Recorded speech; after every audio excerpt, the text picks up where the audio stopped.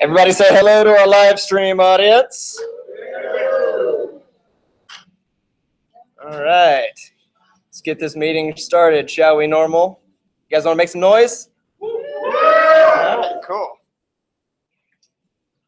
Well, howdy doody, DFW NORML. Howdy. Welcome. My name is Sean McAllister. I'm the Executive Director. How many people here are members of DFW NORML? Raise your hand. How many people are thinking about it? One just signed up. Yeah!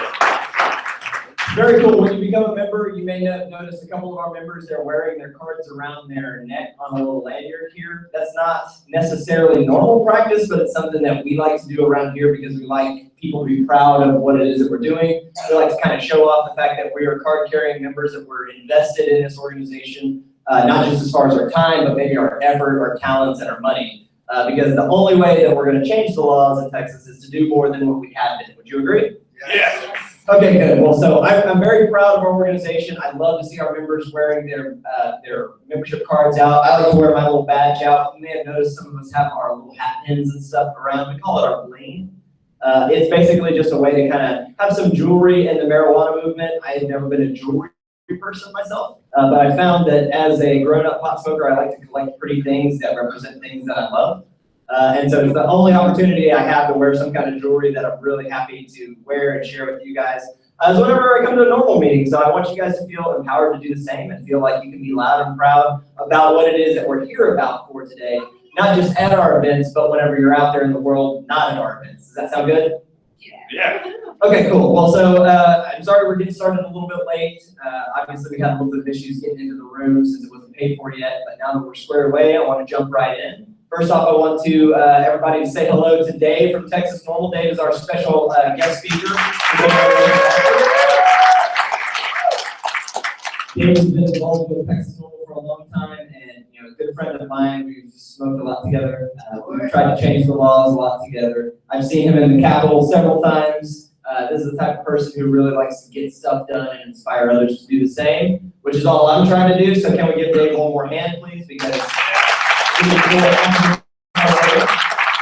we're going to put the name on the line and be out there and be loud and proud for what it is that we're standing for, which is cause to change marijuana law reform. Yeah. Right? Yeah. I mean, how many people would be happy if it was just decriminalized in Texas? No. Happier. Well, okay. Let me rephrase that question. How many people would feel like that was progress? Yeah. Okay. How many people think that only progress is going to be medical marijuana program? How many people think that the only way that you're going to be happy with medical marijuana laws in Texas is if it's legal? Yes. Happy or satisfied? Because for me, I don't know about you guys, but marijuana laws aren't exactly keeping marijuana out of my hands. It's keeping marijuana out of the hands of people who don't have access. People like Grandma Gladys or your Uncle Bob or whoever the hell doesn't have somebody who they trust to get this medicine from. Because to be clear, it is that. Even if you don't think of yourself as a medical marijuana consumer, I got news for you. You're still getting the medical marijuana benefit if you're consuming the plant. Now, granted, maybe some of us should smoke less and consume in other ways. Maybe that's me. But I think the point is that responsible adults should be able to make responsible adult decisions if it doesn't impact others, right? Right. And I think that our lawmakers are finally starting to come around to that way of thinking with regard to things as far as personal liberty goes. We have a governor who very famously said he would veto all medical marijuana legislation that hit his desk. And then he signed the first piece of legislation into law that hit his desk. So that's mixed signals to me. Politicians. I feel like it represents a starting point of someone who's willing to be talked to and worked with. And maybe not just Mr. Abbott, but also all of our lawmakers who maybe are kind of on the fence or maybe vehemently against it. It doesn't matter. Each one of us can represent the starting point and then coming around. Wouldn't you agree? Yes. Because not every single one of us is going to have a unique medical marijuana story that is going to say, hey, Mr. Politician, you need to be supporting this because I need this because I'm terminally ill, or I need this desperately for my quality of life. Some of you might. And raise your hand if you're one of those people who need marijuana for your quality, to maintain your quality of life. Okay, that's more than half the people. More than half the people in the room here. Me too. One thing about me, you may not know, I suffer from major anxiety. And I cannot do this. I can't group you guys together, and I can't keep a thought in my head with the lights on me if I'm not a little stoned. And so, is it weird that you do your job better sometimes when you've got the right frame of mind? No, it's not weird. It's foreign to the people who don't know much about this plant. The people who, the only info they get about marijuana is what they get from pop culture on TV, which doesn't usually help our cause. Sometimes it does. And then like places like High Times, which is a gigantic joke as far as credibility of news. Wouldn't you agree? Yeah. I mean, if you go to a website and all you see are ads on the website, it doesn't exactly scream credibility, right?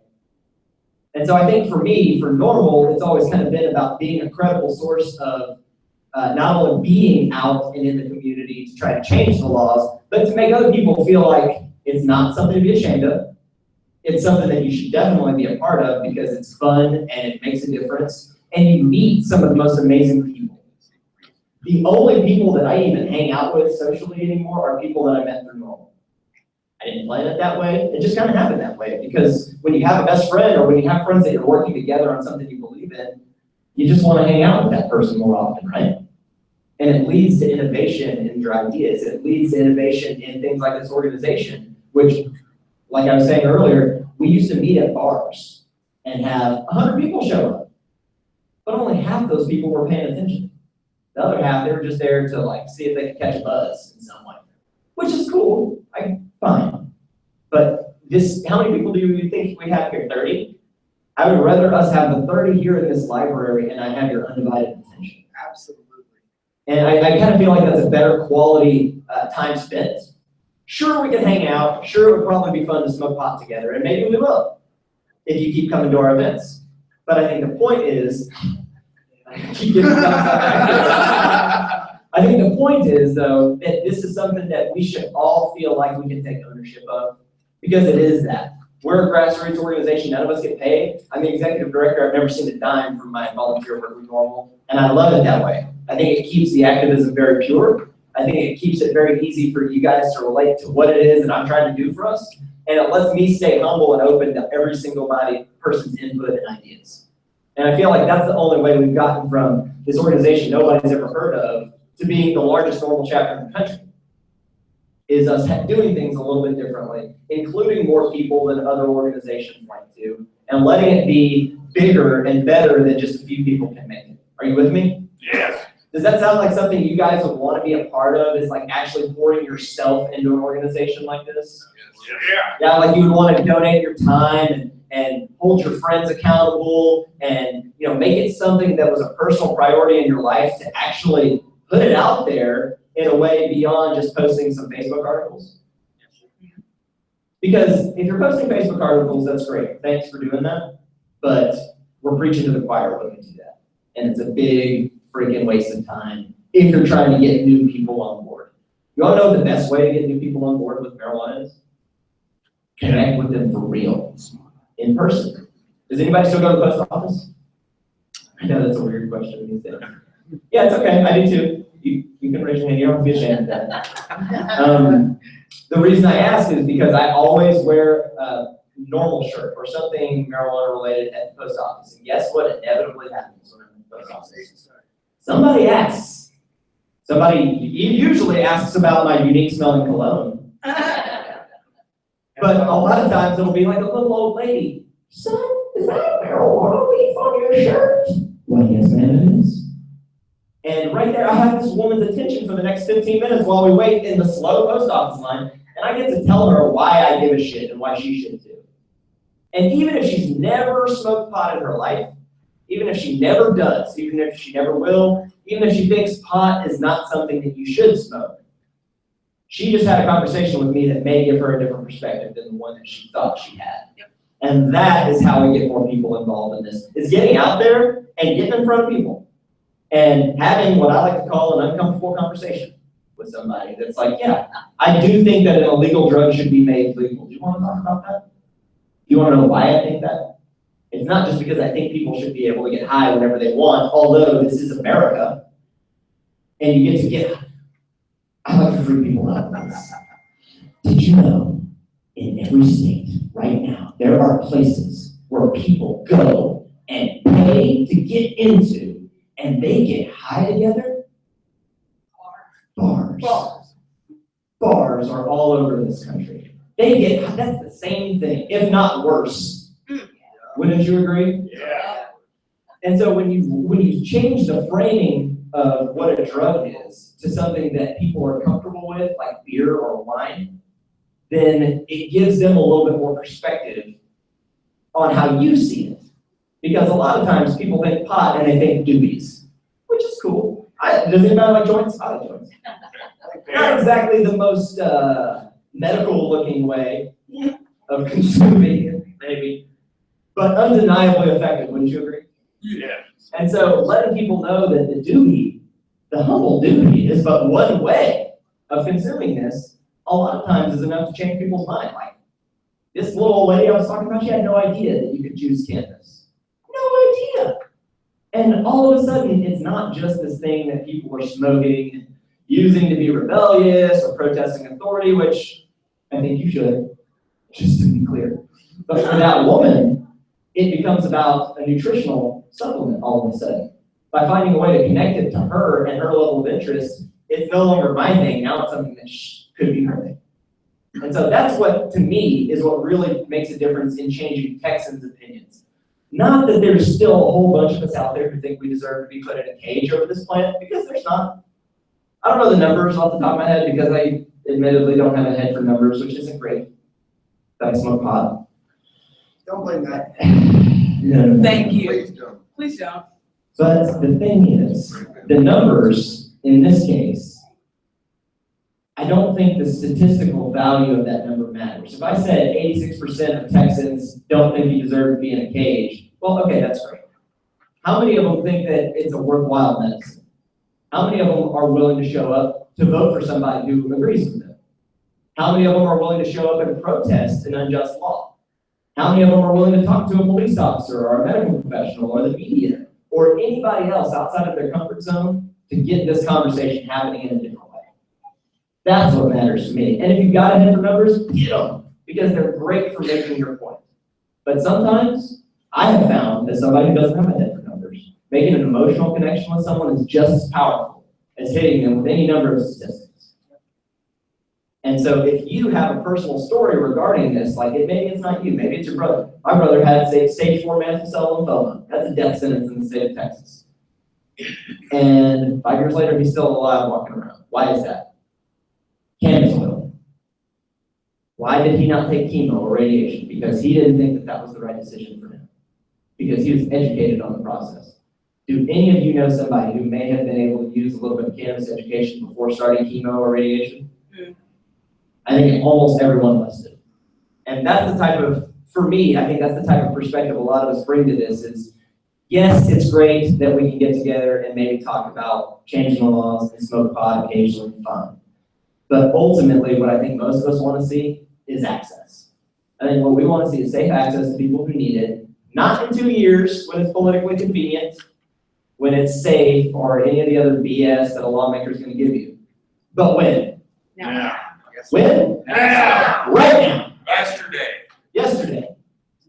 And so if every single one of us makes normal, maybe not even normal, but makes changing marijuana policy something that is maybe not the first and last thing you think about when you get up and go to bed, but something you're considering throughout the day, and how you can participate in that in a bigger way beyond social media, that's when I think that you are going to help me reach people like we've never reached people.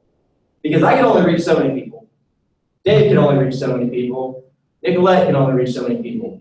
But if all 1,000 of our members were reaching people more often, how many members do you think we would have? Too many for it to even matter. Too many. And that's what I'm going for, is to get to this point where we have overgrown prohibition in the state of Texas, to where the laws and the lawmakers, they realize how pitifully behind they really are. And it takes the culture changing and then feeling like the culture is ready for the laws to change, rather than it being this thing that's always been illegal that this Republican doesn't want to get behind because he's a freshman, whatever, which is the bullshit excuse my representative gave, Tony Tinderholt. Hey, Tony. Does anybody have Tony Tinderholt as your representative? Anybody live in Arlington, North Arlington? Yes, now. Okay, so what I'm getting at is Tony Tinderholt and a lot of these DFW lawmakers are that close. That close. And many of these lawmakers sit on crucial committees that shape our laws, that determine whether or not a bill gets passed this committee, to go to that committee, to hopefully get to the governor's desk. Many of these guys, the criminal jurisprudence, the health and human services, a lot of these people live in our backyards. And all of us, we're making an effort to be in front of them the way that a lot of people like to post on Facebook about marijuana cures cancer or any of the other headlines that you hear people say all the time. If more of us were doing that groundwork, where we're getting in front of these lawmakers and saying, look, I just don't think we should be put in a cage for this anymore. I just don't think we need to be wasting resources on this anymore. I just think that patients need access. If we come at it from that perspective, I think we're going to get more of these people to play ball. And frankly, I think that this next legislative session is it for Texas. I feel like there's something just brewing that has not been happening, at least since I've been involved with this whole marijuana law reform since 2011. I feel like there is an excitement about this in Austin from our lawmakers. Even the one, and Dave lives there, so I think he can attest to this and will a little bit later, but I think now, after this last legislative session, you guys know how many marijuana-related bills we had being considered? 11, 12 if you consider civil asset forfeiture, which I do. But 12 bills, guys, that's insane to me. That's more than we've ever had. How many do you think we're gonna have this next time? 20, 30, a stupid number. Okay, I assure you a stupid number, and it's gonna be all these different ways of slicing the same pie. Okay? Hey, medical marijuana is a thing, but only for these people over here, only for these over here, only if you're on this list. How many people think medical marijuana should come without a list of qualifying conditions? Make some noise. Personally, I think a list of qualifying conditions is only meant to exclude people. I don't think it's ever going to be fair. I think the only way medical marijuana is ever going to work is if it's available for doctors to talk about to any potential patient without ramifications. And they can actually not only recommend it, but what? Prescribe it. Oh, you mean prescribe something you can't die from? I know that's weird. I know, bro. You may not even need a white coat for that. But the more that we can make it, change the framing of that from the Cheech and Chong to the Grandma Gladys, I think we come a lot further. And I think that that's one of the main reasons that we switched from big meetings at bars, where we have a lot more people, to this type of thing. Because it's just attracting a more passionate person, I think. Not so much somebody who just wants to smoke, not somebody who just thinks it should be legal, man, but somebody who's actually going to participate in changing the laws. Wouldn't you agree? Which one? Carl. Yeah. Of course you can. Who is it? Who? Bauer. What's yours, Carl? Yeah, Ron Anderson. Anderson? Cheney? Have any of you talked to your rep before? Yeah. Yes. You have? I know you have. He knocked on my door during his election campaign. That's fantastic. Did he really? He did? Did you talk to him about marijuana at all? I wasn't on the train at that time. I guess I would be a little hesitant to talk about marijuana with some stranger who knocked at my door. I haven't been. I really haven't been. But didn't you just get busted the other day too? For a completely different offense. Just kidding, totally Bullshit. unrelated. Impersonating an officer is completely different. He wasn't doing that. He wasn't doing that. That's one of our new, hey, give a hand to Patrick Leclerc. He's actually one of our new volunteers. Just started doing it a couple months ago. So anyway, guys, I feel like 2017 could be our year if we all give a shit. If we all have in our social circles this group of people who, you know, you maybe have been talking about legalizing pot with them for a decade or more. but they don't even know who their lawmaker is. Guess who should be holding those people accountable? You guys. The ones, me. Give them my phone number. No, please don't. I'll give you your 900 phone number. It's up to us to make them feel like they're missing out on something by not participating, because they are. Just like you should give somebody crap if they're not voting, right? If you've got a friend who bitches a lot about the way things are but doesn't participate, I'm sure every one of us has that friend, right? Yep. That's my dad. I hope he's not watching this. He won't, because he doesn't participate. But my point is, we all have that person in our lives who loves to just get so passionate but never does it. And that can't be us, okay? That's been the marijuana movement for too long. I think that's why Texas has never actually seen a whole lot of progress, is because here, there was no real way to mobilize us. There was no way to know who of our neighbors was cool. You know, I mean, it's so illegal here, you gotta be almost content to just like get away with it, right? Yeah. Wrong, not anymore. And that's what we have to be doing to the culture in Texas, is saying, yes, okay, great. You want to help me change the laws, or you believe the laws should be changed? Let's go talk to a lawmaker together. I'll go with him. And in fact, I will go with any of you who want to go through the hassle of scheduling this with me. I will go with you to talk to your lawmaker about this. And I'll have your back. And they will not see this conversation coming. Does anybody feel like they would be too timid to go to talk to their representative alone? It's okay, you can raise your hand, because I was definitely way too damn timid in the beginning. Nobody. One, okay, 1, 2, 3, okay. You really? No way. It took me seeing people do it a few times before I kind of got comfortable with it. And so I just went to a couple of meetings, and I was just literally the fly on the wall. Didn't say a word. And just listened to what they said and how they said it and how the dynamic happened. Because initially, it's kind of hard to get over the fear of, oh, I'm going to go and talk to this person who's in charge of the laws about something illegal, and then they're probably going to call the cops on me. Hell no. That person is way too busy. They don't even care to that level. And I assure you, if that was the case, the police would have already come and got me a long time ago. Because they know where I live. I'm not exactly low profile, am I? And so I just don't think it's like that. And I think that us, NORML, and other groups like it, showing people that it's not scary, and it's not something you have to be worried about being locked up over, unless you're a dumbass. I wouldn't recommend lighting up a joint in front of a police officer at any time. And yet I've seen people do that at NORML events, which is so frustrating to me. Because it's kind of like, we work really hard to legitimize this, you know? And then so easily it can be just minimized as something dumb or rebellious or not well thought out. And that's where all of you come in, your own perspective that says, hey, you know, I may not agree with everything that DFW NORML does or says, but I do think that they're on the right track, that this law needs to change. And you become that member who is outspoken, that person in your community who's always dropping brochures at your local grocer, or talking to people at the post office, or anything, any opportunity to get these people to give a shit. Because I promise you, the support from Texans is already there. We don't need more people to believe in this. We just need more of them to show up when it counts. We need them to vote.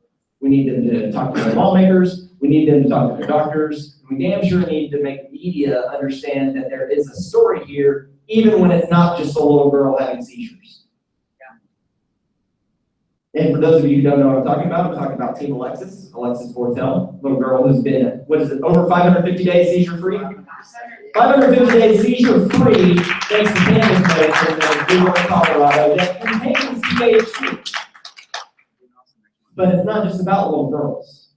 It's about every one of us. It's about veterans. It's about active duty military. It's about anybody who serves our country in any capacity. It's about anyone who deals with stress, anxiety, depression, insomnia, any of the other things that you can get 100 different pills from with 1,000 different side effects. It's about all of us. Wouldn't you agree? Yes. And so letting them see that is crucial. having those conversations and framing the argument as that is crucial, because it lets us control that conversation all of a sudden, rather than being reactive all the time about, oh, medical marijuana candies that kids are getting into because it looks like candy. Okay, great, fine, let's label it, put it in child-proof packaging and move on. Can't we? Can't we? Don't we do that with alcohol and prescription drugs already? Haven't we already figured this out? And so I guess for me, what I want is for all of you at the end of this meeting to feel like you have a clear idea of how you want to proceed in marijuana activism in Texas. Even if it doesn't mean coming to meetings, even if it doesn't mean becoming a member, even if it just means learning more about this plant and saying, hey, Sean, I want one of your cards so we can schedule a meeting to go see one of my lawmakers, let's do that. Because the only way that we're going to change the laws is to stay committed, right? And get creative. And creativity comes in when all of us work together. Wouldn't you agree? Yeah. Shouldn't just be one man's ideas. That's never been what this chapter's been about. That's what I like so much about this chapter is we've got a board of directors that's bigger than almost any other board of directors in the country. Of both executive board members, people who were elected by members, and then appointed board members, people who have proven themselves over time that they are quality, that they're in it for the long haul, and they're willing to make an effort. Are any of you interested in possibly being part of the leadership team at DFW NORML? Make raise your hand if you are. Okay. You really should be, Carl. Hey, everybody, Carl, stand up, Carl. Carl was one of the first people I met at my first NORML meeting back in 2011. His wife issued my membership card back in 2011. He's been involved with this group for much longer than I have, and he's a very dear friend of mine and a mentor. He's one of the reasons that I've stuck around so long, even though when I get really stressed out about this type of stuff. It's people like him who have become my NORML family. So, Carl, thanks for being NORML.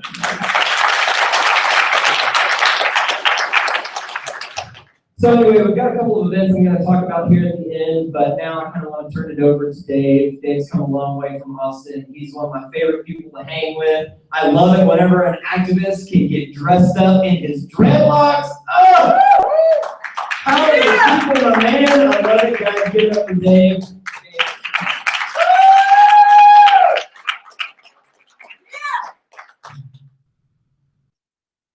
Thank you very much, Sean. Thank you guys for being here as well. As Sean mentioned, my name is Dave Wienecke. I am the Director of Fitness and Athletics for Texas NORML. I have been on the board of directors for the Texas NORML for about 3 years now. I've been pretty active in our chapter since 2010, probably. I'm actually going to touch on a couple of things that Sean touched on, so that's pretty cool. He mentioned challenging authority. I'm going to talk about authority today. We're talking about law enforcement. Now, before you guys get mad at me, I'm not talking about any current events right now. I'm not talking about any of that that's going on in the news right now.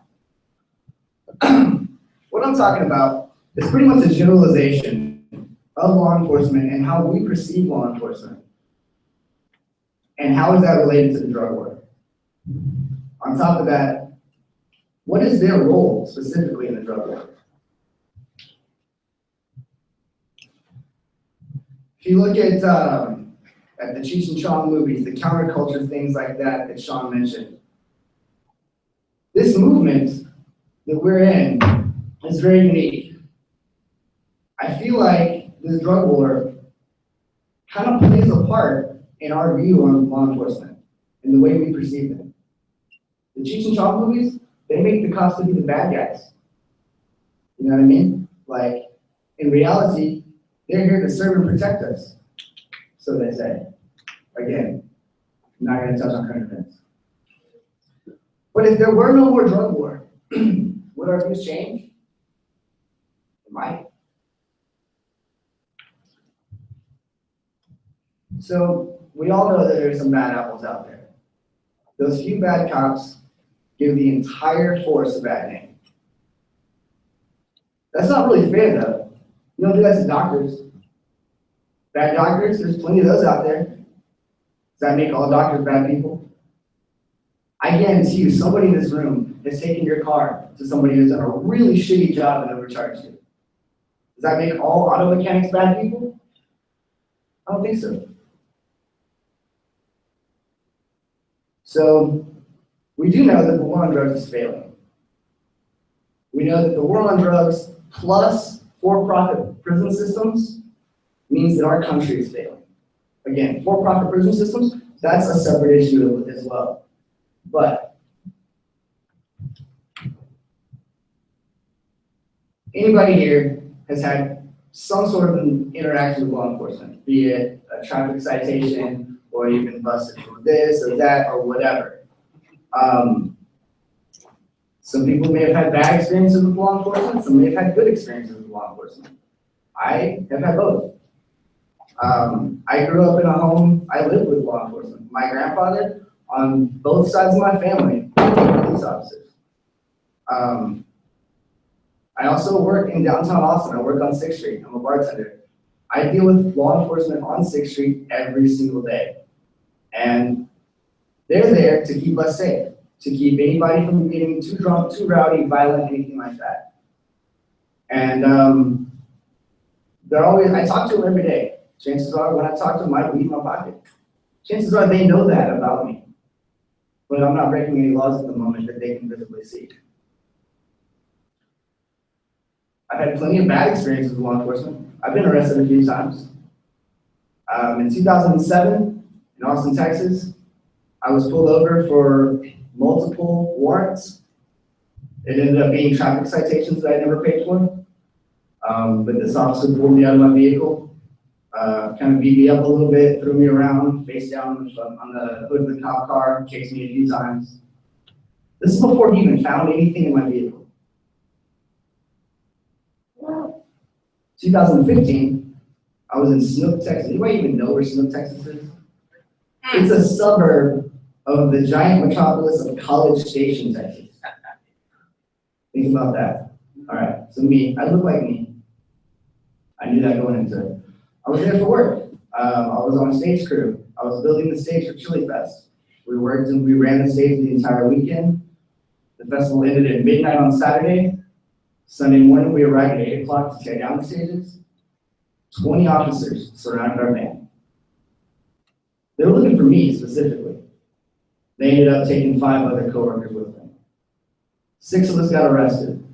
Took 20 police officers, about 4 man-hours each, to arrest 5 people for 1.5 ounces of ganja.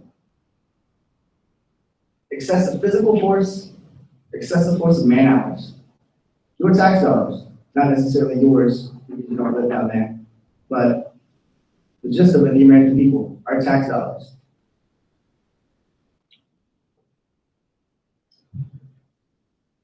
I was arrested while on the job by somebody who was also on the job. That's kind of shitty. But what is their job? Really, think about what is their job? Their job is to serve and to protect. They took that oath. As a part of that oath, when they finished their training, as a part of that oath, they also took an oath to adhere to the laws of the land and to enforce the laws of the land. I don't know about you guys. When I go to work my ass off, because if I don't, they will fire me, and then I can't feed my family. How mad can we get at these people for doing their job? Again, leaving current news out of this conversation. That's a separate issue. But their job description is to arrest people who break the law.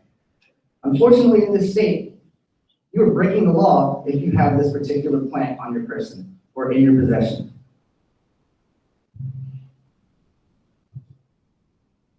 What do we do about that? How can we change their job description? You have that power, you know that, right? You guys have the power to change the job description of these police officers who are throwing people in jail. Sean talked on this a little bit, but how you do that is by contacting representatives. Emails, handwritten letters, phone calls, drive down to Austin. Sean said he'll go with you. You schedule with me in enough time so I can get off work. I'll go with you if you come down to Austin. And you want to talk to your reps, I'll go with you. Because talking to these lawmakers,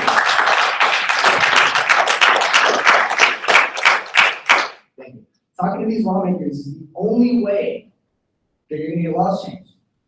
These people are in office and they are paid to represent you. So it is your civic responsibility to tell them how you wish to be represented. If you don't tell them, you can't get mad at anybody but you. That's really all there is to that. If you do tell them, you do inform them how you wish to be represented, and they don't see eye to eye, then that means they are misrepresenting them. Do not let them misrepresent you. You also have the power to change that as well. And how do you do that? You vote those motherfuckers out of office and vote in somebody who will represent you. Yeah.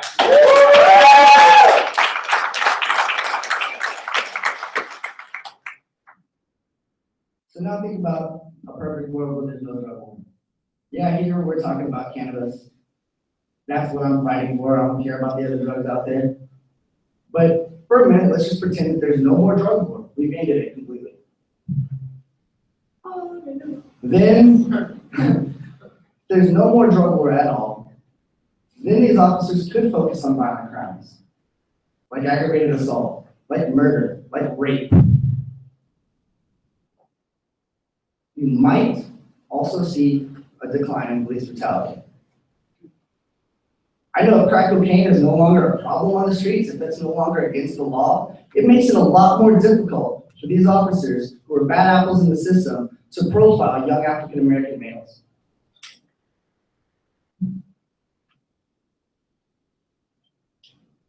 Also, I think our views would change on these officers now. At this point, if we don't have a drug war, if we're no longer scared to walk past these people or to drive our cars because of what's in our pocket, then maybe we would feel like we are being served and protected. We would see a huge decline in violent crimes because we have so many more police officer man-hours to deal with these violent crimes because they're not dealing with petty bullshit like a possession of marijuana charge.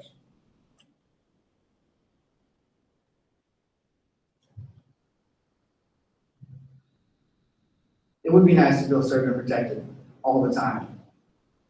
That's a perfect world. We're never going to live in a perfect world, but we live in a unique world where we have the opportunity to change what we don't like.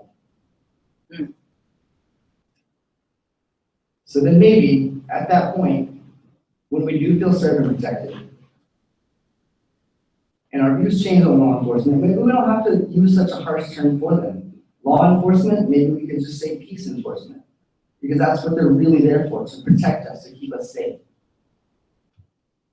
Instead of police officer, who likes to be police? They can be known as peace officers. That is a common title that people refer to police officers as, but this day and age, we don't feel very peaceful. So that's what our goal is, right? To be served and to be protected by these officers. If you want that, you have to do your part. Contact your representatives. Vote. Thank you very much, guys.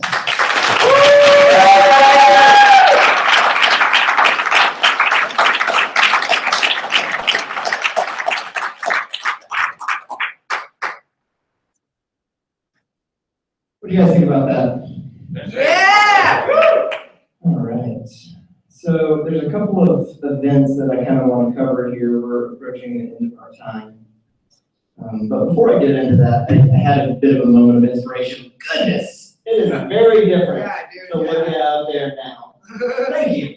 Thank you. That is, I think that's better. All right. So one of the things that I'm kind of known for around here is for putting the leadership who is kind of growing from this base of new members and volunteers and the leaders. I like to put them on the spot, kind of, and make them get over their fear of public speaking real quick in a hurry. And so, can I do that real quick to somebody here? Sure. Is that cool with you guys? You already started. Okay. All right, Dina, will you come down here, please? Everybody, give a hand to our member, Dina Kirk. Dina's involved in recently about wanting to speak at the Dallas Marijuana March. She's never spoken at one of our rallies before, and when somebody has the guts to come up to me and ask me something like that, what do you think I say? Okay. Yeah. So everybody, please welcome Dina. I want you to just say hello.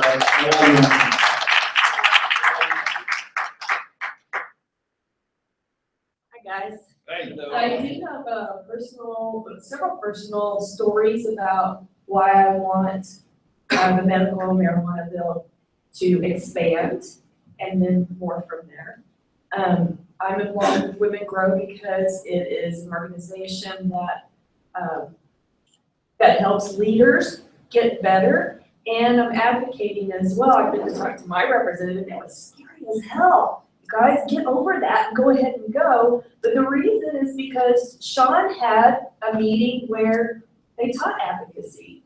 And I went to that meeting, and all of a sudden I could do something that I was scared to do before. So I'm really glad to be here. I hope I see all of you tomorrow. And thanks for having me. And thanks, Sean.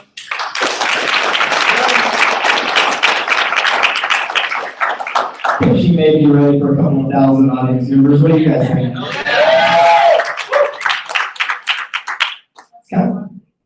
It's nerve-wracking to do this. How many people have a fear of public speaking? Ooh, I'm taking notes. Okay, so she mentioned, hope to see you tomorrow. I just want to go over this real quick. Marijuana Policy Advocacy Training. Does that sound like something that would probably be beneficial to you guys? Yes. Oh, yeah. So tomorrow from 12:30 to 5 o'clock in Arlington at the Pantego Lions Den. And I'll repeat all this again. The Texans for Responsible Marijuana Policy Coalition at DFW NORML and Texas NORML and other groups are a part of. They're hosting this advocacy training tomorrow from 12:30 to 5. And the ladies who are hosting it are probably two of the most badass marijuana activists ever, maybe ever, but definitely in Texas. And that's Heather Fazio and Jack Singh. Yeah. These two ladies are, I just wanted they're on our team. All right? It would be really unfortunate if they were on the other team. But these two, they're the type of people who every time I'm around them, I feel inspired to keep doing what I'm doing in a different way. I always learn something from them. They always have their finger on the pulse of what we need to be talking about, how we need to be framing things, what these lawmakers have been hearing, what they need to be hearing, all kinds of insight that's really difficult to have when you don't live in Austin and you're not near the Capitol and you're not super plugged into all this the way that they are. And so tomorrow we're having, this is part of a series that's all over Texas. I think they just had one in El Paso, right, or Amarillo. They're having, I think, 9 of them all over the state of Texas, guys. And I mean, this is a bit of a class, 12:30 to 5. That is no slouch, okay? That's kind of grueling. There is going to be an after party after that, but my point is, if you're into all of this, the best info available is going to be presented tomorrow by some of the best people to present it. And I really, really hope you guys will join us there. Once again, it's at Arlington Pantego Lions Club, which is in Pantego. And if you don't know about Pantego, it's a very small, rich suburb in Arlington. So drive the speed limit. Do not go 36 miles per hour in a 35-mile-an-hour zone in Pantego, because they will hassle you. But guys, it'll be really, really interesting. They're going to have some of the best info, great handouts, a lot of stuff that you'll be able to take back and educate your group with, and a lot of stuff that will just essentially prepare you to have these uncomfortable conversations I've been speaking about throughout the day. Lawmakers, media, medical professionals, people who disagree with you. Going to a class like this makes it easier to not necessarily change their minds, but help them see where you're coming from them. Do you understand? Okay, so how many people am I going to see tomorrow at advocacy training? Awesome. Okay, that's great. That's great. So the next thing that I want to talk about, is anybody in here into yoga? Okay, if you're not. Can you raise your hand? Raise your hand if you are, because I genuinely want to see it.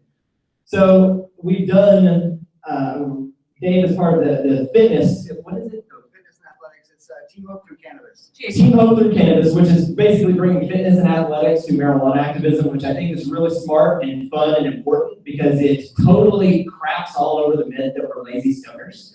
Michael Phelps. Great thing, by the way. Yeah, okay. Remember, kids, Winners do not smoke dope. Champions. Champions. Yes! Thank you for that. It's a live meme rating by Patrick. But so we've had 2 normal yogas so far. And we've done a whole bunch of different random normal events over the years. And I get that yoga sounds kind of random. But there was a plan behind it. And the plan was to be able to show that A, we're not a bunch of lazy stoners. B, do something that's physically good for all of us and healthy and fun. And C, expose people to something that they'd otherwise have to pay good money for, which is yoga. You know, you go and do a drop-in on the class, it's $5, $10, $20 maybe, depending on where. And we've been holding these yoga nights at River Legacy Park in Arlington, no permit, no permission, just doing it. And our very first one, we had 30-something people show up. Nice. Our second one, we had 40-something people show up. And 3/4 of them were female. Hey. I don't know if you've ever been to a normal event. It's usually 3/4 male. And everything. Doesn't matter what. And so it was a bit surprising to stumble across something that all of a sudden flipped that gender gap, that dynamic, so effectively. I mean, damn, I could not believe how many people showed up to this. Yeah. And it was so, I mean, we talked very briefly about what it is we do marijuana-wise, enough to make it worth it, I think, but really it was just good time to be with good people in a park, doing something good for us, which is kind of what consuming cannabis is, right? Yes. And so these yoga in the park, I think it's a fun way to get together, to blow off some steam, and to meet new people. Because I'll tell you, when you got 40 people out there doing yoga all together, you think the people at the park notice? Yeah. Yeah, they kind of do. And they come wandering up like, what's going on here? Like thinking this is some kind of like boot camp or something. And so it's cool to be able to let them figure it out themselves, what it is that's going on, and let them see, oh wow, this isn't what I expected. What's that, man? The first week that we had that, I want to say about 1/4 of the people that were there were actually random people that saw us practicing yoga, walked up, asked what was going on, and we just extended the invitation. They stuck around. Nice. So it was just random people in River Legacy that night. In fact, whenever me and our yogi, Arlene Jones, which he's going to touch on here in a second, because me and Arlene were the first 2 people there, we had 5 people come and say, what are you guys here for? We introduced them and they stuck around. So it doesn't matter if you do yoga, it's just a great vibe to be there anyways. Great outreach, good for your health, and the weather's finally getting a little bit more agreeable. Oh, also to be clear, we're not doing yoga in the sun. It starts at 7:10, obviously the sun goes down very soon after that. We found that there's a perfect place in the shade. At no point are we even doing yoga in the sun. And the mosquitoes don't even come out until the sun goes down out there because it's so damn hot. So you don't even get eaten up until you're done, and then you gotta run for your car. But I just want to let you guys know that we're doing our 3rd one of these. Again, this isn't about making money. This is about just good old-fashioned fun community outreach and good health and good vibes with people. Yoga in the Park number 3 with DFW NORML is going to be on Wednesday, September 28th from 7:10 to 10:10. And that's at River Legacy Park, which is huge. So don't go in the entrance on Collins. Go in the one on Green Oaks at Margaret. And you'll be able to find us from there. If you look on Facebook, there's an event page with a map and all that type of stuff. Again, it's free to participate. You can bring your friends and your kids or whatever. It's a park, so they can run around, play at the park or whatever. But it's just a really good, fun time, and it's the type of thing that I want to see us doing more of. Not just yoga, but other stuff that gets us in front of people. Like, how many people would do normal bowling? Yeah, of course you would. Because it'd be fun, and it would be a way to get in front of people who like to go out and do stuff and have a good time, have some drinks, throw some balls at some pins, right? What could be better?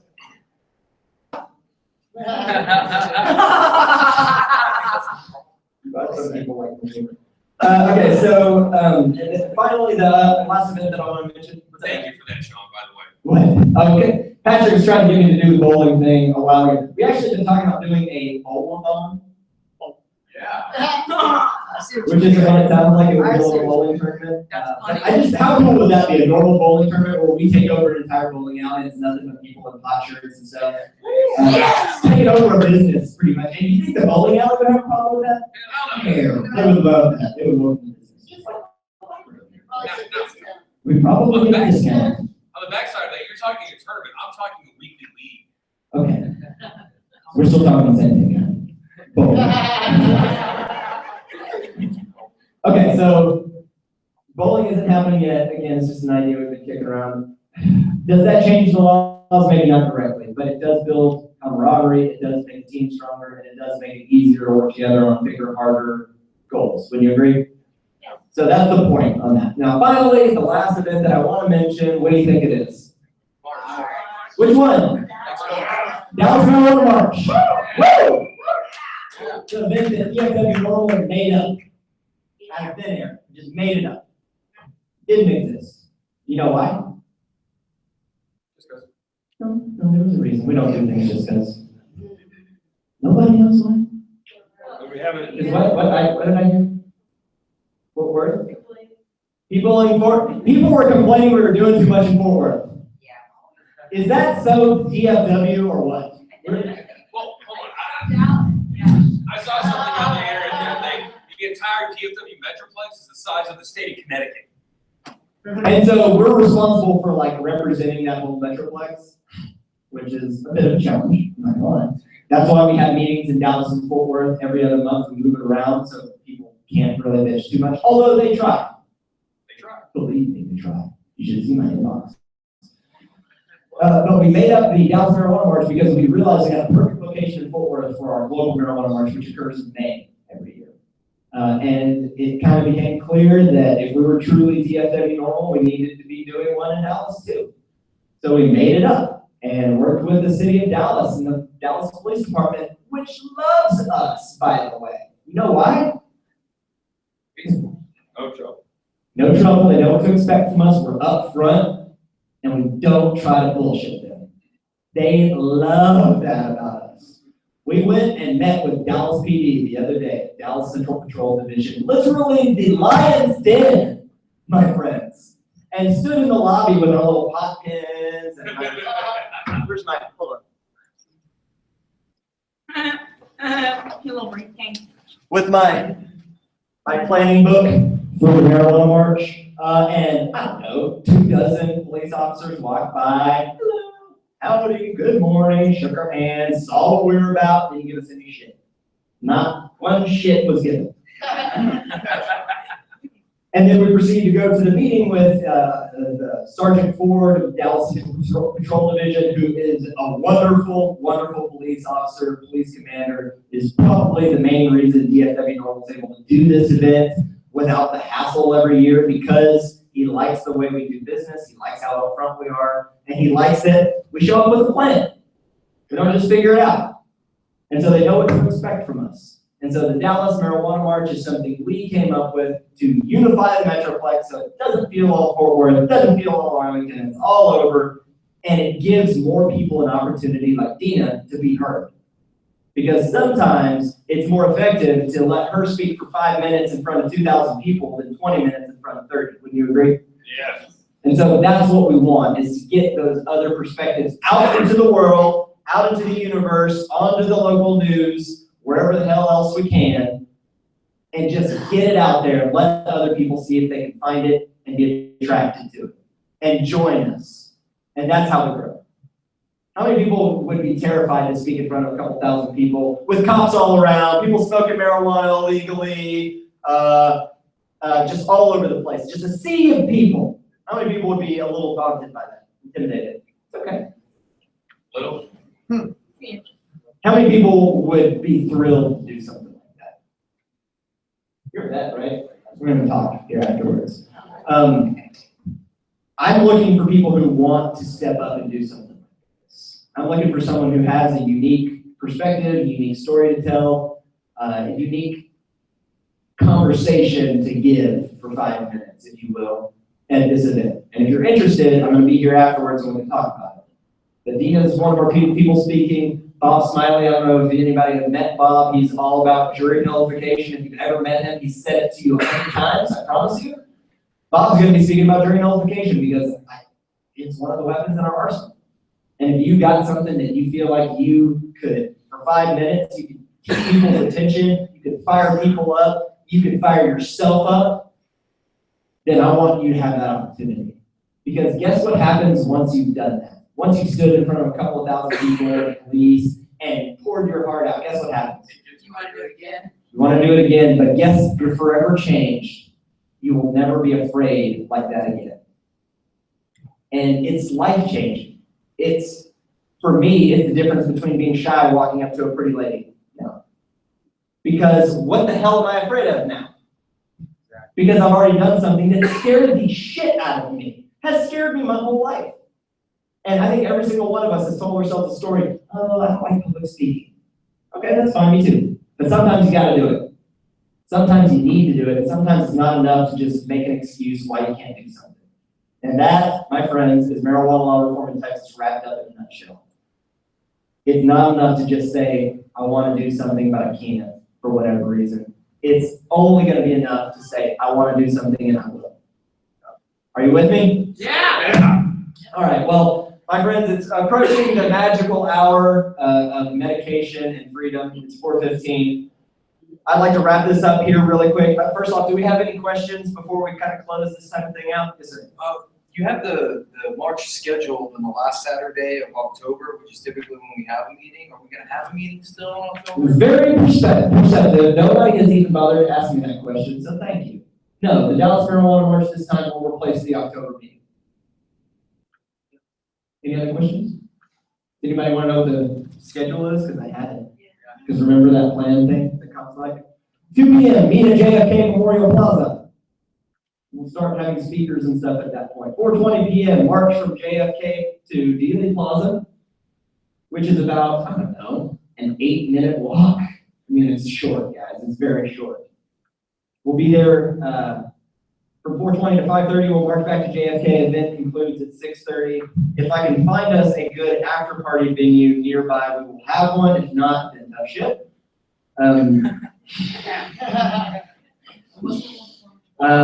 I'm just a little annoyed by that because I've been trying to find a good venue for us, and I have not had a whole lot of luck. But if you're curious, here's our route. This is JFK Memorial Plaza. We're going to head up Market Street, all the way over to Elm Street, and walk into Dealey Plaza on Elm Street, which is that main street that all the traffic goes on. They'll shut it down for us, and we will literally block traffic for about a half hour. And it'll be madness, but it'll be fun. Yes. We'll be there, and then we'll probably come back down Houston Street, up Commerce, back to JFK Memorial. You can see it's a very small little area that we're going to be marching in. And the idea is, since this is a new event that we're coming up with, we wanted to start small so that the police would be easily on board. After this is our third one. After this one, I want this thing to be twice as big. I want us to go twice as far in our march because we're going to see twice as many people in that case. Wouldn't you agree? Yeah. So that's the march plan. And this is all the room that I have to write the names of people who want to speak at our march. Look how blank that is. And that just represents so much opportunity, doesn't it? Is anybody thinking about it? Anybody feel it? I do. And I knew when we met out there, I kind of had a feeling. Well, guys, I guess that's it for my formal agenda. I want to thank Dave for coming out and his lovely lady for joining us from Austin. I definitely want to thank our volunteers for making all this happen. Courtney, Patrick, Eric, thanks for figuring out the live study.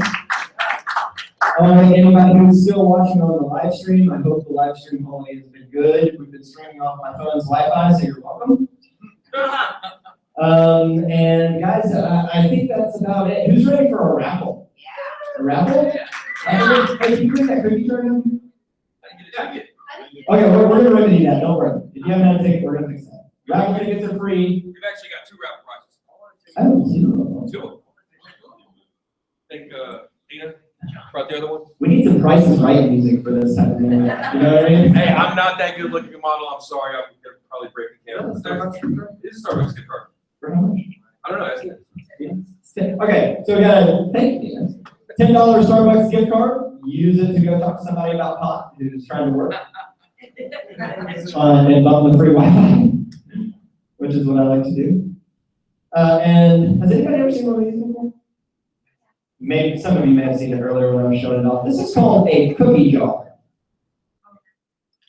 And it's airtight plastic that can be stacked on more airtight plastic just like it. And what it is a series of containers that are divided.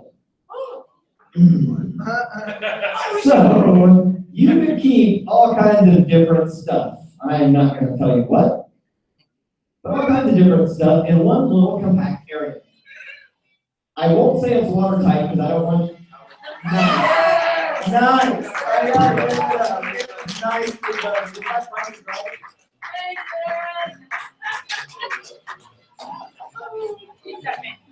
That just made my whole day.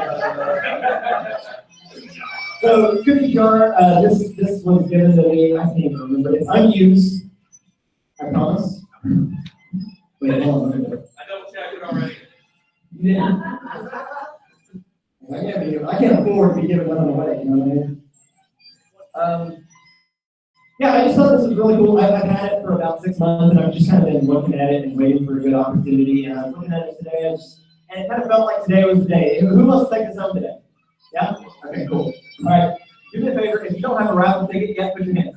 Nobody has one, and everybody will be writing their names on these little white papers because we're doing it like that. Okay, yeah, since we don't have Adam's not here. Adam, if you're watching, it's okay that you're not here, but you kind of let us down. It's okay. Happy birthday to your son. Let me down, Adam. We love you, Adam. Normally, we have these fancy little raffle tickets, but today we're going seriously grassroots with some notebook paper. So, yeah, nobody has their tickets yet, right? Okay, all right. We're getting there. We're getting there.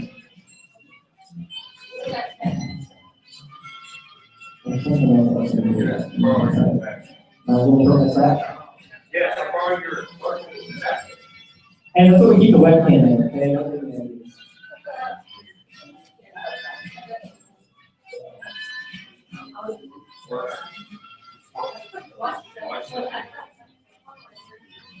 Hey man, what's your name again?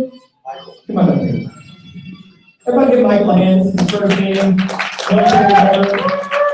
to put him on the spot now. And then do me a favor. Introduce yourself, tell people who you are, and why you're here. How's everybody doing? Good. All right, fantastic. So a little bit about me. I actually was medically retired from the United States Army in 2014, and was living in California at the time. At that time, the Army had me on all kinds of good medications, all kinds of opiates. On all three of those tours and on deployments to Iraq, my job as a ground troop was to do those kind of things, kick in doors, find enemies, talk to them, do the things we had to do. Well, upon coming home, just like many veterans, I developed a lot of different difficulties. And one of those difficulties was opiate addiction, muscle relaxer addiction, being able to cope back with civilians again. Well, luckily, I knew what I was getting myself into when I joined the military. I knew what I wanted to do. I came from a long branch of service. Many of my family members had already served, and the Army said, hey, after your third deployment, we're actually gonna make you a recruiter for the Army. I thought I was gonna be cruise sailing, you know? I knew my body was all jacked up from pre-deployments. I knew that. I knew we were getting ready to downsize. But I was hoping for me and my family that I would be able to do, just kind of slide by and not be placed on that chopping block. So what did they do like they did to many veterans? They offered them a stipend, if you will. Hey, we'll pay you this and see you later. I got 2 kids and a wife. Wasn't happening for me. So I fought for my family and my wife like many veterans have. Some of them did take the money. I wasn't gonna take the money. But $60,000 tax-free can go a whole lot. Not really far, right? No. With 4 people to feed, second to give me. Maybe a year in California if I'm lucky. If you're lucky. If I'm lucky. So I said, you know what? I'm not doing that. I'm going in front of the board. I'll go in front of 2 full-blood colonels. I'll go in front of the doctor, and I'll tell them that my body's jacked up. And I'll tell them that I'm fucked up a little bit. But you know what? I've supported and chose to serve this Constitution of the United States. I did it 3 different times against all enemies, both foreign and domestic. I would do it again if they let me. I said, but these drugs that you prescribed me were not a good blessing for me, all right? Not at all. The day that I retired from the Army, I went and got my green card in California. The best decision I ever did. I was me again. I had a back surgery, a shoulder surgery, a hernia surgery, and all they kept doing was throwing another opiate at me. At one point, I was taking 150 milligrams of oxy a day. A day. And I was recruiting for the Army. They knew it. They're the ones prescribing it to me, right? So to this day, I haven't touched an opiate.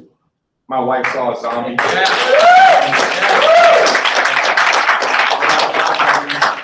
like a lot of veterans, I live in a state right now that is a very supportive state for veterans, but not very supportive for the plant that just so happens to be so naturally free and so touching for all of us in so many ways. It helps all kinds of things. And to date, no one's died of just the plant. Maybe they've mixed it with things and people have died. Sure, you can throw that at us. But just the plant? Hell no. Zero. So I look forward to talking. I look forward to moving. Currently, I'm a student at TCU. I'm currently letting the Army pay for another degree. I was a GED kid who smoked a lot of weed before I joined the Army. And in 2004, I was able to get in. I'm an open book. I don't mind getting in front of people. I get a little nervous. I get the goosebumps. But hey, when you get the goosebumps, that's when you wake people up, right? Yeah. So it's going to take a lot of people, and that can be changed, but it's a bunch of BS. You know, a bunch of BS with just waiting 2 years for just a little bit of CBD for some seizure individuals in Texas. Texas is actually bigger than, I think the DFW area is actually bigger than 14 different states in our country. I may be wrong, but I think it's 14 different states. The DFW area, the Metroplex and all that is bigger than. That's crazy. So we got a chance to make a change, but 2 years, that's ridiculous. So we got to get out there and vote. We got to get people behind us. And I look forward to talking, and thank you for letting me talk for a minute.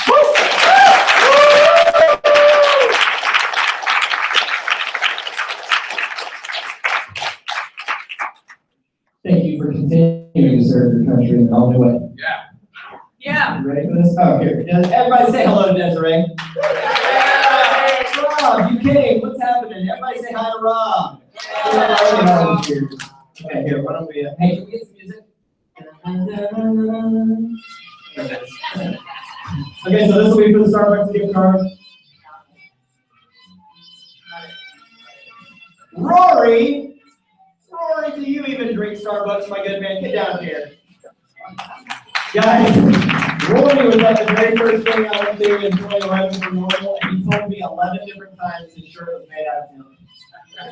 He was so proud. You probably don't even remember that, do you? He was like that. Rory, dude, here, enjoy the Starbucks. Hey. Thanks for coming out, man. Free coffee. Yeah, enjoy. Cool. Hey, hold on. The pictures. Oh, yeah, all right, we'll do that after here. Okay. Stay up here, Rory. Okay, quick one more. This is for the cookie jar. Who's gonna win the cookie jar? Make some noise.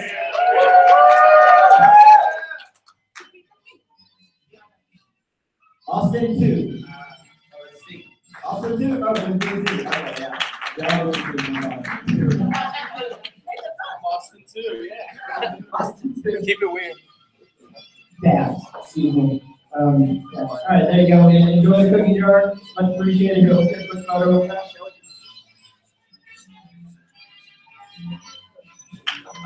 Yeah. Yeah. Oh yeah, one of these. Thanks, guys. Thanks, Sean. Yeah, enjoy it. So, I think that's about it. Group photo time? Yeah. Okay, so can everybody come down to these bottom kind of rows? But the light is better here. Okay, why don't you just come into the middle? Can you just come into the middle? If everybody just comes into the middle, it doesn't matter which row you're on. At least in theory. In theory.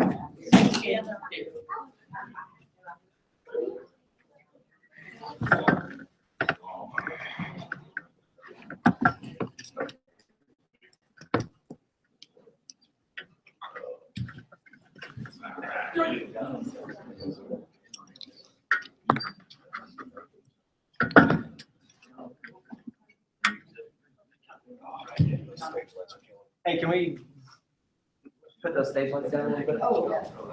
Actually, you just tell me which one it is. It might be A, B, or J. Okay, go ahead. 7. You just pass them. 2.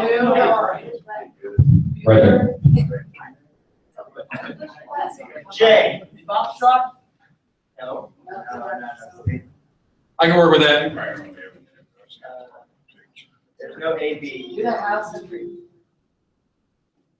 Oh. I don't think I can work with that. Good shot. Will that work? Yeah, that's great. Okay, hold on. I want to be in this. I know you want to be in this.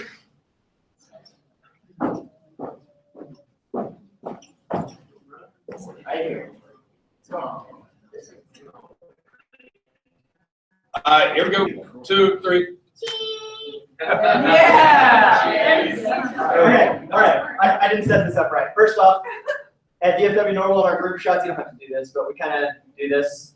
It's just like a thing that we do. It's cool if you don't want to. And we also say evidence when we take a photo, not cheese. Okay? All right, on three, everybody say evidence. 1, 2, 3. Evidence. Got it. Nice. All right, can I do a selfie with all y'all? Yeah. Sweet. Yeah, because I gotta get this. Okay. Snapchat. Snapchat. Sean, are you a selfie queen of DFW? I am not. I will be now that I got a new phone. He's almost there. I had a phone that was my punishment phone for destroying my nice phone, and I couldn't take pictures. Now you got the camera though. I do have a new camera. All right, selfie time. Let me make sure everybody's in it. Okay. All right, 1, 2, 3. Evidence! Oh, awesome. Guys, thank you very much. I hope to see you guys tomorrow. Herb's the word. I'll be hanging out if you want to chat.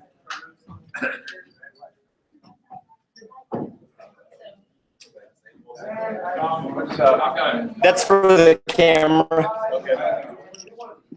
Thanks for watching.